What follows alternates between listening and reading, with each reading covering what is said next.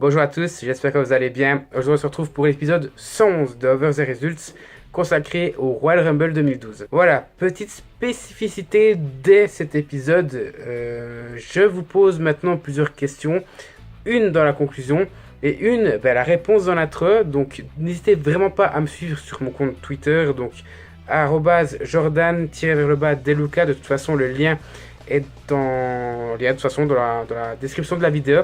Je vous pose une question à chaque fois que je regarde un pay-per-view et ce sera toujours la même question, ce sera quel est votre match préféré du pay-per-view que j'analyse. Et là vous le voyez en fait, pour le moment, et d'ailleurs c'est terminé, CM Punk contre Dolph Ziggler arrive avec 47% des voix. Je crois que le Royal Rumble match arrive en deuxième avec 33%. On a ensuite Daniel Bryan qui défend son titre poids lourd dans un Steel Cage match contre Big Show et Mark Henry qui arrive je crois avec 17%.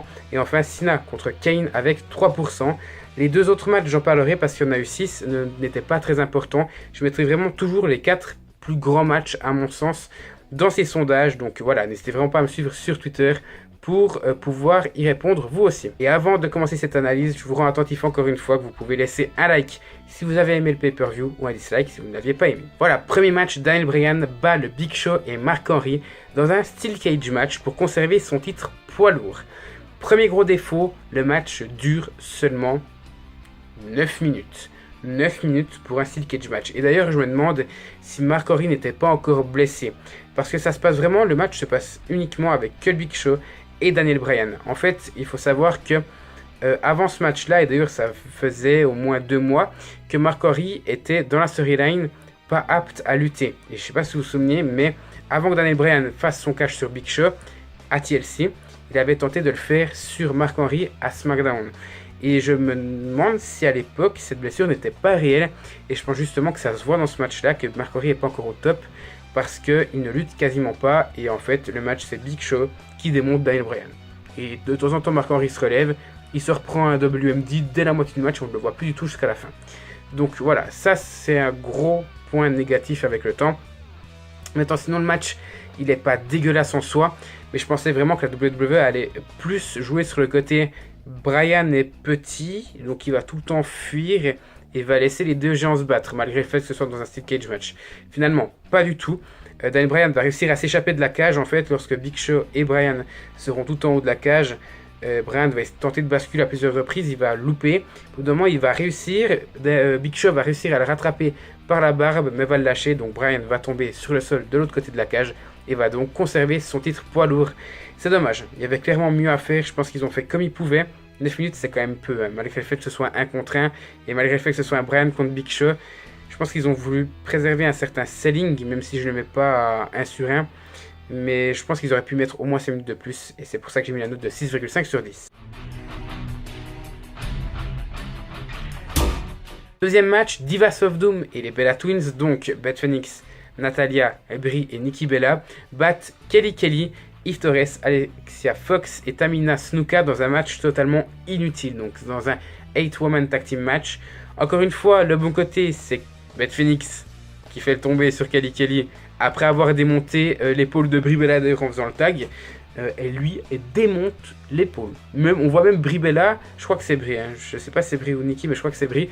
On la voit après le match lorsqu'elle célèbre, c'est la seule à pas célébrer, elle se tient l'épaule et dit j'ai mal, je suis fragile. Enfin bref, sinon il n'y a rien à voir comme d'habitude, c'est inutile. Les divas à l'époque, autant aujourd'hui il y a des divas, enfin des lutteuses que je n'aime pas beaucoup comme Sasha Banks, autant à l'époque c'était des bonnes lutteuses, je pense principalement à Phoenix et Natalya, mais elles servaient quand même à rien. Donc pour toutes ces raisons j'ai mis la note de 4 sur 10. Ensuite, pas de vainqueur entre Kane et John Cena suite à un double décompte à l'extérieur. Match très très fade, peu rythmé, il se passe quasiment rien dans le match. Je pense très clairement que c'est un des pires 1 contre 1 de Cena dans sa carrière. Le match dure à peine 10 minutes. Vraiment, je suis déçu, il n'y a rien à dire de plus. Le plus important, c'est l'après-match en fait. L'après-match, on va voir donc Cena et Kane se faire décompter à l'extérieur, puis retourner en coulisses. Et en fait, avant ce match-là, on avait vu Zack Ryder qui revenait avec Eve Torres. Et Zack Ryder était sur une chaise roulante. Pourquoi ? Parce qu'en fait, Cena s'amusait les semaines avant ce match-là à sauver Zack Ryder parce que Kane il était obsédé par Zack Ryder. Il l'attaquait partout. Et au bout d'un moment, on avait eu, alors je crois au bout d'un moment, que Kane l'avait pris, il avait explosé le ring depuis dessous et il voulait emmener Zack Ryder dans le trou. Il l'avait aussi balancé du haut de la rampe d'accès au ring alors qu'il était déjà sur une chaise. Vraiment, Kane tabassait Zack Ryder semaine après semaine. Et au bout d'un moment, il se retrouve devant tout simplement, on va dire, le vestiaire de Zack Ryder. Et finalement, Kane arrivera à sonner John Cena, donc il sera à terre. Et Kane va se retourner, va voir la loge de Zack Ryder, va le chercher avec sa chaise et va le tabasser sur le ring en lui portant notamment un chokeslam, un tombstone, pardon, malgré le fait que Yves Torres intervienne pour lui dire ne fais pas ça. Kane, il s'en branle totalement, il lui fait un tombstone. Cena débarque pour essayer de le tabasser à nouveau, mais Cena se ramassera un chokeslam. Kane va repartir comme une fleur et puis le match va se terminer là. Vraiment, l'après-match, c'est du génie. Mais je dois noter le match, et le match est très très fade, comme j'ai dit pour toutes les raisons d'avant, c'est pas possible. Et pour ça, j'ai mis la note de 5 sur 10.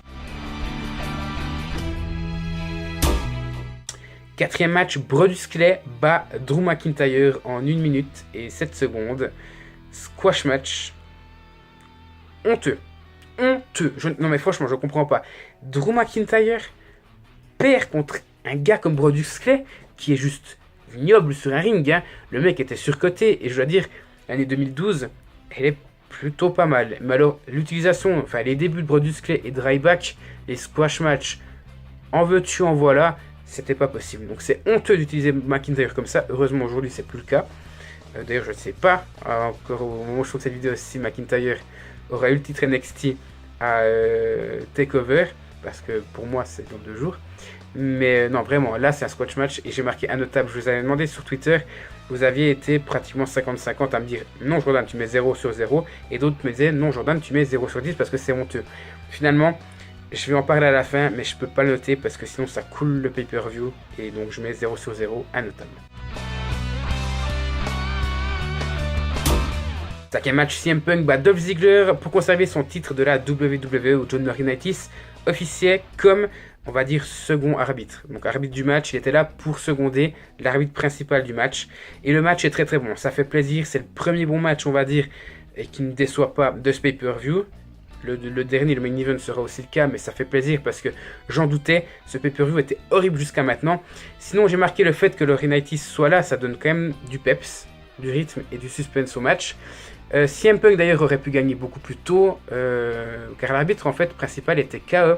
Et au bout d'un moment, on va voir Punk qui va porter son GTS, et le public scande 1, 2, 3, mais en fait Laurinaitis s'occupait de l'arbitre en bas, il faisait exprès de ne pas voir Punk et le tomber de Punk sur Ziggler sur le ring. Puis le match continue de se dérouler, et Punk fait un petit paquet, et là le public scande 1, 2, 3, et Laurinaitis est toujours en train de s'occuper de l'arbitre. Finalement, on a CM Punk qui vient se plaindre auprès de Laurinaitis pour dire mais tu te fous de ma gueule quand même, je dirais là j'aurais dû conserver mon titre 2 fois. Ziggler l'attaque, finalement Punk arrivera à se défaire après un compte de 2. Puis finalement l'arbitre se réveillera, Punk portera son deuxième GTS sur Ziggler et donc les deux arbitres, donc le principal et Laurinaitis, feront le compte de 3 jusqu'à la fin. Donc tout simplement qui annonce la victoire de Punk. J'ai mis la note de 9 sur 10 parce qu'il y a beaucoup de rebondissements dans ce match et puis le personnage de John Laurinaitis était passablement détesté, mais moi je l'adorais. Pourquoi? Parce que il donnait quelque chose, ce côté pouvoir qu'on a et qu'on n'a plus avec l'autorité aujourd'hui. C'est dommage parce que c'est quelque chose qui marche plutôt bien. Aujourd'hui, on a Kurt Angle du côté de Raw et on a Shane et Daniel Bryan du côté de SmackDown. C'est des faces, c'est fade. Même si j'adore les trois, c'est fade. Et là, ça donnait quelque chose de bien et j'étais satisfait.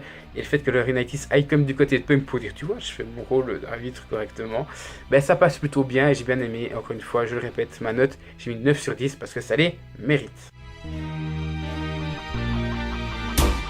Et enfin, dernier match, Sheamus remporte le Royal Rumble en entrant en 22e et en éliminant en dernier Chris Jericho. J'ai marqué bon Rumble. C'est pas le meilleur, mais bon Rumble. J'aime beaucoup les Rumble en fait qui racontent des histoires ou qui reprend des anciennes, comme dans celui-ci, je vais vous expliquer, pour faire un Rumble. Je trouve que c'est hyper intéressant. D'ailleurs, on va directement commencer. Le Miz arrive en premier, puis Riley en deuxième. Première histoire, deux anciens partenaires, si je peux dire ça comme ça, même si c'était pas une tag team. Les deux s'affrontent. Donc Riley qui suivait principalement Miz l'année précédente, donc en 2011.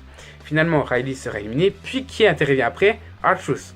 Ça reprend le deuxième partenaire de Miz durant l'année 2011, donc The Awesome Truth, qui avait donc laminé Triple H, CM Punk, qui voulait laminer le Rock et Cena à Survivor Series. Finalement, il sera éliminé également. Donc Miz éliminera ses deux anciens partenaires, et j'ai marqué, c'est dommage en fait qu'on n'ait pas Morrison qui fasse un one shot, parce que je crois qu'il était déjà plus là en 2012, et puis Shaw aussi, Big Show qu'on verra en 30e, il a terminé toujours en 30e, c'est insupportable, qui n'ont pas suivi vu que c'est aussi deux anciens partenaires du Miz. Bref, le Miz finalement, tout comme Cody Rhodes en 4e, se font éliminer pratiquement dans la fin du match, donc grosse perf des deux.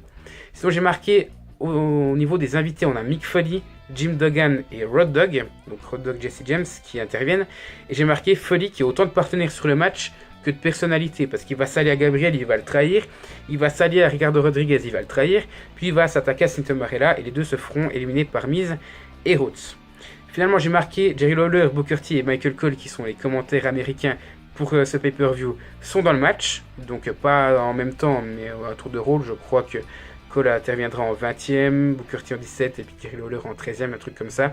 Donc c'est drôle, mais ça prend de la place à des vrais lutteurs. D'ailleurs, au bout d'un moment, on n'a que Jey Uso qui arrive et pas Jimmy. Vous allez me dire tant mieux, mais bon, ça prend la place de vrais lutteurs. Donc ça m'a un peu dérangé. Et deux petites anecdotes. Premièrement, Michael Cole se fait éliminer par Booker T et Jerry Lawler alors qu'ils étaient éliminés à l'extérieur. Pourquoi?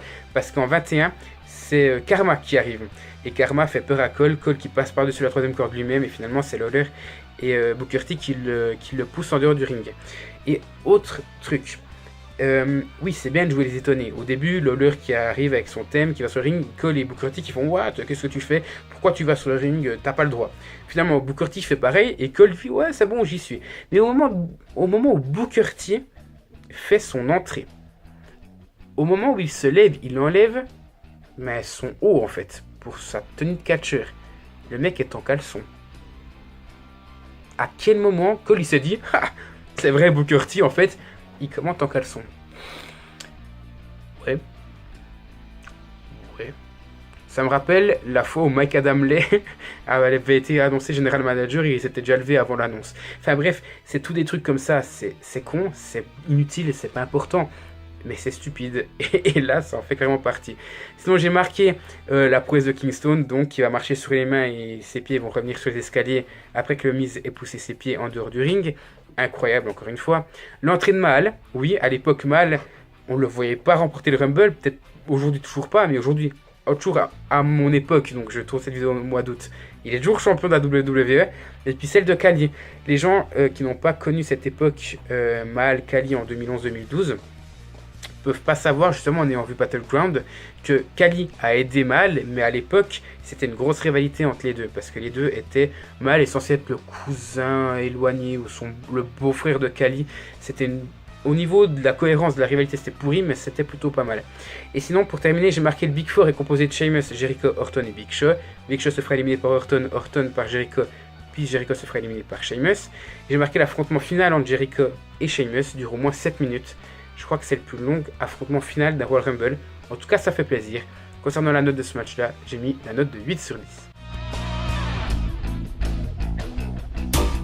Voilà, donc la note finale, on arrive à la note de 6,5 sur 10. C'est pas ouf, il est à la 87e place. Donc c'est clairement le pire Rumble que je vous ai analysé jusqu'à maintenant. Mais, juste pour vous dire, on va revenir au Clay contre McIntyre. Si j'avais noté à 0 sur 10, le pay-per-view aurait eu la note de 5,42. Alors, je veux bien pénaliser un show pour un match de merde, genre Brock Lesnar contre Goldberg, mais pas pour 1 minute 7. Je peux pas mettre un pay-per-view et dire c'est le pire que j'ai jamais analysé en 111 juste pour 1 minute 7. Je pouvais pas mettre 0 sur 10. Ça aurait pas été correct. 1 minute 7 sur 3 heures de pay-per-view qui fait plomber un show, c'est pas possible. C'est pour ça que j'ai mis 0 sur 0 et pas 0 sur 10. Voilà. Bref. Maintenant, au niveau du sondage, si vous êtes toujours avec moi, n'oubliez pas de mettre un petit like ou un dislike, je vous le rappelle, en fonction de si vous avez aimé le pay-per-view ou non, à mettre un petit commentaire et à vous abonner. L'objectif est toujours de 2000 abonnés si je ne les ai pas encore. Et au niveau du sondage, la question, vous pouvez cliquer sur le petit i en haut à droite. Est-ce que vous aviez aimé la victoire de Sheamus à l'époque? Voilà, c'est ma question. N'hésitez pas à y répondre. Encore une fois, ça me ferait plaisir. Sinon, je vous remercie d'avoir suivi cette vidéo et on se retrouve tout bientôt pour la suite de la chaîne.